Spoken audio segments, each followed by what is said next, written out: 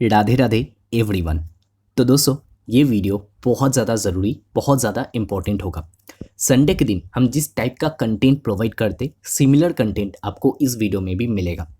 तो हमने वीडियो को कुछ ऐसे सजाया कि पहले बड़े ग्लोबल इवेंट्स को कवर करेंगे, उसके बाद एक बहुत बड़ा न्यूज़ निकल कर आया है दो स्टॉक के ऊपर जिसका इम्पैक्ट बहुत ज़्यादा होगा, उसको कवर करेंगे। एंड उसके बाद कुछ unique and useful data information and कुछ नॉलेज के ऊपर भी बात हम करने वाले, लर्निंग भी लेने वाले। तो सब कुछ मिलेगा इस शॉर्ट वीडियो के अंदर। तो चलिए वीडियो को शुरू करते हैं। सबसे पहले निफ्टी का लेवल एक बार के लिए आप देख लो, 25,571। क्यों? क्योंकि दोस्तों आज एक बहुत बड़े अपडेट का इम्पैक्ट होगा निफ्टी 50 के ऊपर एंड ग्लोबल मार्केट के ऊपर, एंड वो है यूएस प्रेसिडेंट का नया अपडेट। तो यूएस प्रेसिडेंट ने क्या बोला? तो इन्होंने ग्लोबल टैरिफ को कर दिया था 10%। था इसी वजह से बता रहा हूँ कि पहले 10% था, उसको चेंज करके इन्होंने 15% अभी कर दिया। मतलब ये एक यूनिफॉर्म टैरिफ है जो हर देश के ऊपर लागू होगा इंक्लूडिंग इंडिया। अभी इंडिया के लिए अच्छा है या खराब है? देखिए, एनालिस्ट जो अपना व्यू बता रहे हैं कि इंडिया के लिए तो अच्छा ही है कि पहले इंडिया को 50% टैरिफ देना पड़ रहा था, उसके बाद वो हुआ 25%, उसके बाद वो हुआ 18%, एंड अभी अगर 18 की जगह एक यूनिफॉर्म टैरिफ इंडिया को देना पड़े 15%, फिर भी तो 3% का फ़ायदा ही है ना। तो इसका इम्पैक्ट, इस न्यूज़ का इम्पैक्ट होने वाला है। पॉजिटिव होगा, नेगेटिव होगा, वो थोड़े टाइम में आपको पता चल ही जाएगा या चल चुका होगा अब तक, जब तक आप वीडियो देख रहे होंगे। बट हाँ, इम्पैक्ट काफ़ी ज़्यादा ही होने का पॉसिबिलिटी है। देखते कैसा होता है, ग्लोबल मार्केट में इसका इम्पैक्ट होगा। अभी ट्रंप ने लास्ट एक साल में क्या क्या किया वो आप समझिए। पहले tariff 0%, then 10%, then 25%, then 50%, then 25 again, then cut करके 18, देन 0, देन 10 एंड 10 के बाद 15%। तो ऐसा होते जा रहा है। ट्रंप को खुद नहीं पता कि वो क्या कर रहे हैं, बट कर रहे बहुत कुछ जिसका इम्पैक्ट ग्लोबल मार्केट में हो रहा है एंड ग्लोबल इक्विटी मार्केट में भी बहुत ज़्यादा प्रेशर क्रिएट हो रखा है। अभी दोस्तों बात करते हैं सबसे बड़े न्यूज़ के ऊपर, एंड जो स्टॉक सबसे ज़्यादा फोकस में आज रहने वाला है वो है आईडीएफसी फर्स्ट बैंक। हाँ, पता है कि इस बैंक को हमने काफ़ी बार डिस्कस किया है कि जो बैंक है, इस बैंक को हमने काफ़ी पहले से कवर किया है एंड मैनेजमेंट काफ़ी अच्छा लगता है। बट जहाँ पे मैनेजमेंट अच्छा लगता था वहाँ पे फ्रॉड का न्यूज़ निकल कर आया। बट फ्रॉड मैनेजमेंट ने नहीं किया, एक ब्रांच लेवल पे हुआ है। चंडीगढ़ का एक ब्रांच है, वहाँ पे 590 करोड़ का फ्रॉड हुआ है। बहुत बड़ा न्यूज़ है, नेगेटिव न्यूज़ है। अभी सबसे पहले तो क्या मैनेजमेंट ने ये घोटाला किया? आंसर है नो। ब्रांच लेवल पे कौन सा एम्प्लॉय घोटाला करेगा वो तो किसी को पता नहीं है, एंड ये चीज़ किसी भी बैंक में हो सकता था, ये आईडीएफसी फर्स्ट बैंक में हुआ।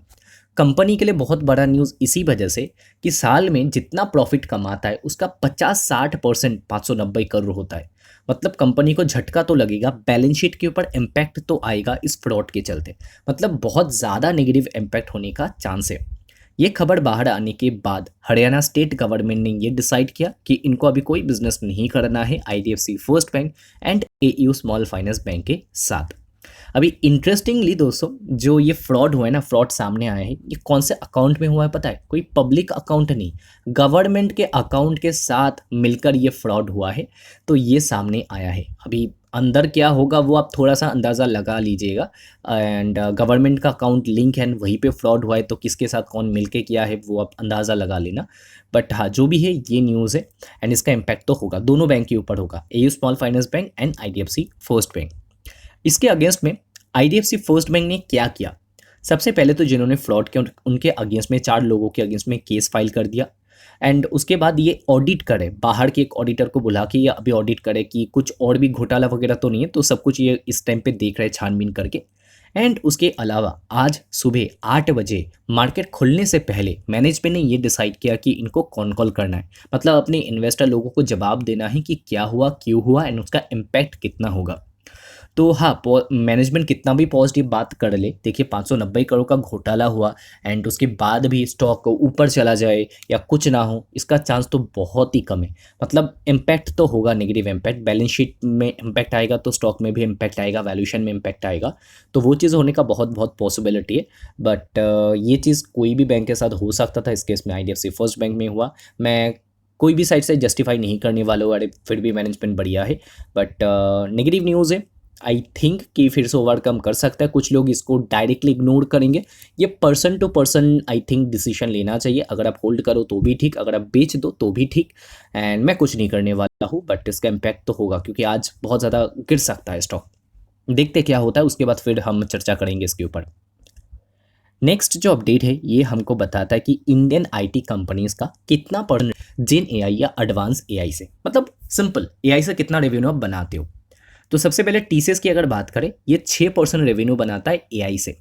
इन्फोसिस 5.5%, एचसीएल टेक 3.8% बनाता है रेवेन्यू, बट बहुत कम। 100 रुपये में से 6 रुपये आपका एआई से आ रहा है। बहुत ही कम बिजनेस, छोटा बिजनेस है एज ऑफ नाउ।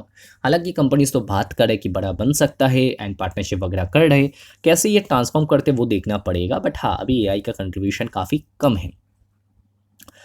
तो उसके बाद जो नेक्स्ट कंपनी है, इसका नाम है यहाँ पे रिलायंस ग्लोबल लिमिटेड। एंड ये जो कंपनी है ये बेसिकली स्टडेड डायमंड ज्वेलरी का ट्रेडिंग करता है। कट पॉलिशिंग का बिजनेस है, डायमंड ज्वेलरी का बिजनेस है सिंपली। तो ये कंपनी का मार्केट कैप है 1100 करोड़, 12 का पीई रेशो है, 700 करोड़ कर्जा है, 146 करोड़ कैश है। एंड ये जो कंपनी का यहाँ पे रिजल्ट है ना, वो भी अच्छा था। 35% सेल्स ग्रोथ, 32% पैट ग्रोथ, 12 के पी के ऊपर अच्छा था। आप बोलेंगे इसके ऊपर हम बात क्यों करें, क्योंकि एक इंटरेस्टिंग अपडेट आया एंड सोचा कि आपके साथ क्यों ना शेयर किया जाए। तो 2 दिन पहले कंपनी एक फाइल करता है कि कंपनी मीटिंग करेगा बड़े इन्वेस्टर्स के साथ। एंड पता है कि ये बड़े इन्वेस्टर्स के अंदर कौन कौन आता है, तो चलिए मैं आपको दिखाता हूँ डाउनलोड करके सीधा पीडीएफ। तो ऐसे आप डाउनलोड खुद भी करके देख सकते हो। तो डाउनलोड करेंगे तो पीडीएफ जब आपके सामने खुलेगा तो आपको दिखेगा नाम है। तो एक छोटी कंपनी के साथ बड़े इन्वेस्टर्स का जब मीटिंग होता है, मतलब बड़े लोग इंटरेस्टेड तो है इस वाले बिजनेस में, जैसे कि Nuvama, bank of Baroda, then Prabhudas, ICICI, Daulat capital. उसके अलावा अगर आप देखेंगे तो सिंगुलरिटी का नाम है जो मधुसूदन केला का है आई थिंक, जितना मेरे को याद है। एंड उसके अलावा अगर आप देखेंगे तो आपको पॉलीकैप फैमिली ऑफिस का भी नाम मिल जाएगा। तो इन लोगों को ट्रैक करते हैं स्मार्ट इन्वेस्टर्स। एंड यही जो पूरा फंड्स का लिस्ट है, ये लोग मिलकर जो है वो मीटिंग करने वाले इस कंपनी के मैनेजमेंट के साथ। तो कुछ इंटरेस्टिंग तो हो सकता है, बट अगेन मैं इन्वेस्टेड नहीं हूँ। इंटरेस्टिंग अपडेट है तो सोच आपके साथ क्यों ना शेयर किया जाए। नेक्स्ट जो अपडेट है ये बहुत इंपॉर्टेंट एंड इंटरेस्टिंग है।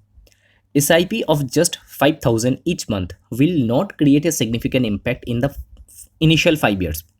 After that, a single movement in your portfolio will equal your monthly SIP amount. मतलब शुरू शुरू में पता नहीं चलता है कि वेल्थ क्रिएट हो रहा है या नहीं।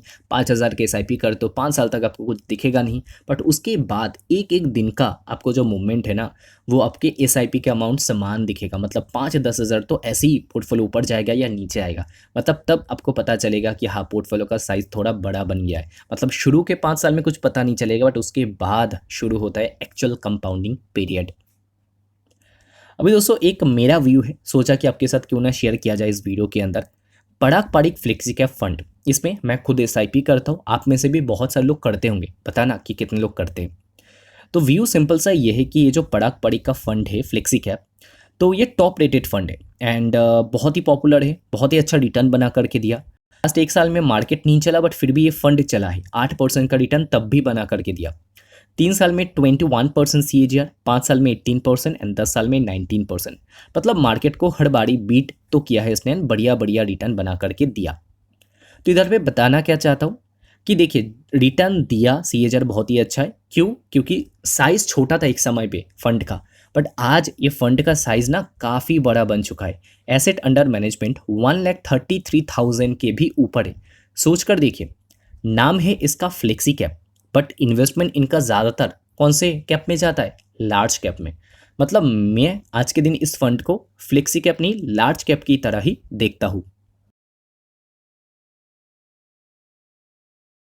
अभी दोस्तों आप खुद सोच कर देखिए कि ये जो फंड है, ये नाम का तो फ्लेक्सी कैप है, मतलब mid cap, small cap, large cap सबको मिला करके निवेश कर सकता है। बट इनको अगर कोई स्मॉल कैप कंपनी में अपने AUM, एसेट अंडर मैनेजमेंट का 1% भी एलोकेट करना है, उसका अमाउंट कितना बनता है? 1,334 करोड़ अप्रॉक्सीमेटली।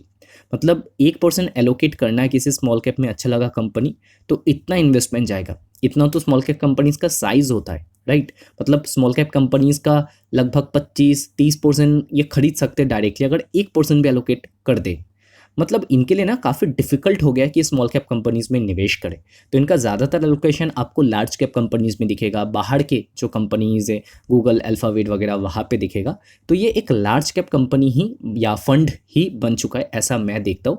एंड मेरा क्या व्यू है कि जो पास्ट में रिटर्न दिया है इस कंपनी ने, वैसा मैं एक्सपेक्ट नहीं करता हूँ कि इतना इतना चलेगा। 16 to 18% भी अगर रिटर्न दे दे तो मेरे लिए बहुत है, ये मेरा व्यू है। एंड इसी वजह से मैंने अपने आप को थोड़ा डाइवर्सिफाई किया एंड सोल्यूशन में मैंने एक दूसरे फ्लेक्सी कैप को ऐड किया पोर्टफोलियो में, एंड वो है ओल्ड ब्रिज का, जो कि मैंने आपको इससे पहले भी बताया। आपका क्या व्यू है वैसे कमेंट करके बताना कि ये फंड पहले जैसा रिटर्न आगे भी दे पाएगा या नहीं। अगर देगा तो बहुत बढ़िया, हम तो कंटिन्यू कर ही रहे।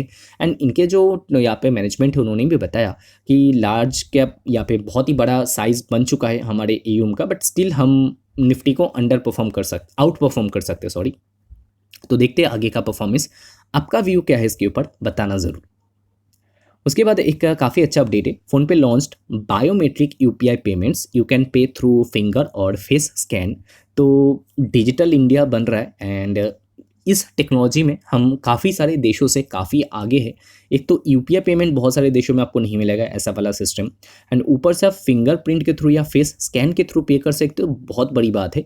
तो अच्छा अपडेट है। नेक्स्ट जो अपडेट है ये तिजोरी के थ्रू आया, इनका जो एक्स का हैंडल है वहाँ से। तो इन्होंने क्या है ना कि फ़िल्टर किया हर एक सेक्टर को, हर एक कॉन कॉल को, एंड फिल्टर करने के बाद इन्होंने कुछ सेक्टर के बारे में बताया कि कहाँ पे ऑप्टिमिस्टिक व्यू है, मतलब अच्छा कर सकता है कौन सा सेक्टर।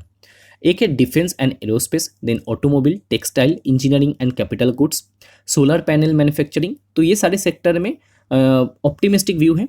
जबकि city gas distribution, aviation, dairy product, plywood या laminate, tiles and sanitary ware, इधर पे प्रेशर है, अभी भी एग्जिस्ट कर रहा है इन सारे सेक्टर्स में। तो हम तो ऑटोमोबाइल के ऊपर इससे पहले भी बात किए हैं कि जो ऑटो एंसिलरी कंपनीज है उनको आप चेक कर सकते हो। बहुत सारे ऐसे कंपनीज है जो रीजनेबल वैल्यूएशन के ऊपर एंड अच्छा ग्रोथ पोस्ट कर रहे हैं एंड अच्छा ग्रोथ गाइडेंस भी है, तो उनको आप ट्रैक कर सकते हो। उसके बाद दोस्तों नेक्स्ट अपडेट एक आईपीओ को लेकर है। तो यहाँ पे गॉडियम आईवीएफ एंड वुमेन हेल्थ ये कंपनी का नाम है, जो मार्च 2015 में इनकॉर्पोरेट हुआ है। कंपनी विट्रो फर्टिलाइजेशन ट्रीटमेंट वगैरह जो है वो प्रोवाइड करता है। साइज में बहुत छोटा है तो बेस भी छोटा है। इनकम 2023 में 44 crore, then 48, then 70 crore, then profit after tax पहले 13, देन 10, देन 19 करोड़।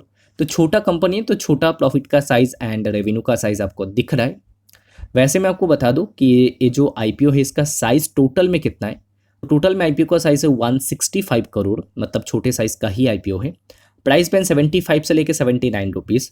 अगर आप इंटरनेट में जाके इसका जीएमपी चेक करेंगे तो आपको लगभग 10% के अराउंड ग्रे मार्केट प्रीमियम दिखेगा। यही प्रीमियम अगर 30, 40, 50% का होता तो हम इंटरेस्टेड होते, बट 10% के साथ हम खुद भी इंटरेस्टेड उतना है नहीं। एक तो छोटा साइज़ है तो कंपटीशन ज़्यादा हो सकता है, ऊपर से ग्रे मार्केट प्रीमियम भी उतना नहीं है, तो हम उतना इंटरेस्टेड नहीं है। बट फिर भी आप डेट वगैरह चेकआउट कर सकते हो। फ्राइडे से शुरू हो चुका है सब्सक्रिप्शन, आईपीओ क्लोज होगा 24 तारीख को, 25 तारीख को अलॉटमेंट एंड 25 को ही रिफंड, एंड लिस्टिंग होगा 27 फेब को। ओके, तो ये है अपडेट आईपीओ के ऊपर। नेक्स्ट कंपनी है बजाज हाउसिंग फाइनेंस। तो बजाज हाउसिंग फाइनेंस एक टाइम का आप कह सकते हो कि मार्केट का पसंदीदा कंपनी जब लिस्ट हुआ था, क्योंकि लिस्टिंग गेन बढ़िया वाला दिया था एंड फॉर्चुनेटली इस आईपीओ का अलॉटमेंट मेरे को भी मिला था। बट मैंने उस टाइम पे बेच दिया था, तो कुछ लोगों ने कमेंट करे बजाज का कंपनी बेच रहे हो, पता नहीं कि कितना बड़ा वेल्थ क्रिएटर है, बन सकता है, क्योंकि बजाज फाइनेंस ने हिस्ट्री क्रिएट किया, बहुत ही बढ़िया रिटर्न बना करके दिया। बट फिर भी हमने वैल्यूएशन के ऊपर जोर दिया, क्योंकि एक फाइनेंस का कंपनी उसका पीई रेशो 60-65 में चले जाना बहुत बड़ी बात है, बहुत रेयर केस है। वही चीज़ हमने देखा था एंड उसके बाद बेच दिया एंड देन स्टॉक का जो प्राइस है वो कहाँ से कहाँ पे आ गया वो आप लोगों को भी पता है। जो स्टॉक एक टाइम पे 160 पे था वो आज 88 पे है, 50% क्रैश हो रखा है। मतलब मार्केट ने अगेन सेम लर्निंग हमको प्रोवाइड किया कि वैल्यूएशन मैटर करता है। निवेश करने से पहले एक बार वैल्यूएशन को ज़रूर देख लो। तो आज 3.4 टाइम्स पे आ चुका है इसका प्राइस टू बुक। ग्रोथ ला रहा है कंपनी, बढ़िया है, बट अगर प्राइस टू बुक थोड़ा सा और कम हो जाता तो बढ़िया होता। लाइक 3 टाइम्स के बिलो हो तो अच्छा हो, 2.5 टाइम्स तो बहुत ही बढ़िया हो। तो देखते, कंपनी तो अच्छा है एंड ब्रांड तो बहुत ज़्यादा स्ट्रॉन्ग है, बट वैल्यूएशन मैटर करता है एंड वो मार्केट ने हमको लर्निंग दिया बजाज हाउसिंग के थ्रू। नेक्स्ट जो कंपनी है ये है मयूर यूनिकोटर्स लिमिटेड। ये जो कंपनी है ना इसके बारे में काफ़ी कम लोगों को पता होगा। तो मयूर यूनिकोटर्स ये company coated textile fabrics provide करता है, आर्टिफिशियल लेदर पीवीसी वगैरह कंपनी प्रोवाइड करता है। मतलब सीट के ऊपर जो कवर लगता है ना, तो वो ये कंपनी बना करके देता है। ओके, तो एक ऑटो एंसिलरी कंपनी की तरह भी देख सकते हो, या फुटवेयर सेगमेंट में भी, फर्निशिंग सेगमेंट में भी जाता है इनका product. Market cap 2400 crore. Cover हम क्यों कर रहे हैं, देखिए, एक तो पी रेशो 13 का है जो कि काफ़ी रिजनेबल लगता है, जबकि इंडस्ट्री का पी रेशो 30 के आसपास है। ROC return on equity healthy, कर्जा वेल कंट्रोल्ड, कर्जा कंट्रोल में मतलब बैलेंस शीट स्ट्रॉन्ग होगा, एंड कैश है 58 करोड़ का, तो डेट फ्री कंपनी। एंड ये 13 का पीई वाला कंपनी कितना ग्रोथ पोस्ट कर रहा है पता है, सेल्स में 21% ग्रोथ, प्रॉफिट में 77% ग्रोथ, बहुत बढ़िया राइट। अब बोलेंगे सब कुछ इतना अच्छा है फिर भी लोग खरीद क्यों नहीं रहे, खरीद नहीं रहे क्योंकि कन्विक्शन वैसा वाला बिल्ड अभी तक लोगों का हुआ नहीं, क्योंकि सेल्स एक समय पे 466 करोड़ था, आज तक अगर देखेंगे वो नंबर डबल नहीं हो पाया, मतलब काफ़ी समय हो गया, 12-13 साल, एंड वहाँ पे भी सेल्स डबल नहीं हुआ, तो ग्रोथ काफ़ी स्लो है। तो आपको आगे का गाइडेंस ज़रूर चेक कर लेना चाहिए। वैसे कैश फ्लो भी काफ़ी स्ट्रॉन्ग है एक छोटे स्मॉल कैप कंपनी का, तो ये प्लस पॉइंट में आ जाएगा। तो इसका कौन कॉल आप एक बार ज़रूर देख लेना कि क्या गाइडेंस कंपनी आगे के लिए प्रोवाइड कर रहा है, क्योंकि पास्ट में अच्छा नहीं किया या ग्रोथ स्लो था, ये इसका मतलब ये नहीं बनता कि फ्यूचर में भी ग्रो नहीं कर सकता है। तो इंटरेस्टिंग कंपनी लगा कि valuation come and recent quarter का नंबर अच्छा आया, auto and service sector overall अच्छा कर रहा है, एंड पीई रेशो अभी 13 पे है, जबकि अगर आप 10 साल का एवरेज पीई रेशो देखेंगे इस कंपनी का तो वो आपको 19 या 20 पे दिखेगा, तो एवरेज वैल्यूएशन के भी नीचे है। तो इंटरेस्टिंग लगा तो सोचा क्यों ना आपके साथ शेयर किया जाए। तो इसी के साथ दोस्तों आज के इस वीडियो को एंड करेंगे। अगर आपको वीडियो अच्छा लगा तो लाइक कर सकते हो, चैनल पे फर्स्ट टाइम हो तो जस्ट 1 महीने के लिए सब्सक्राइब करके देख सकते हो। आई होप कि आप डिसअपॉइंट नहीं होंगे। कुछ एक्स्ट्रा लर्निंग कंटेंट चाहिए तो आप हमारे लर्निंग ग्रुप ज्वाइन कर सकते हो, प्राइवेट ग्रुप जो टेलीग्राम पे है। कैसे ज्वाइन करना है नहीं पता तो आप यूट्यूब कम्युनिटी पोस्ट में जाइए, पता चल जाएगा, या तो आप मेन टेलीग्राम ग्रुप को पहले ज्वाइन कर लीजिए, उसका लिंक डिस्क्रिप्शन में है। उस ग्रुप के पिन पोस्ट में दे रखा है प्राइवेट लर्निंग ग्रुप के बारे में कि कैसे ज्वाइन कर सकते हो, या तो सीधा कमेंट करके ही पूछ सकते हो। तो इस वीडियो को यहीं पे एंड करते हैं। वीडियो देखने के लिए बहुत बहुत शुक्रिया, मिलते हैं अगले वीडियो में। राधे राधे।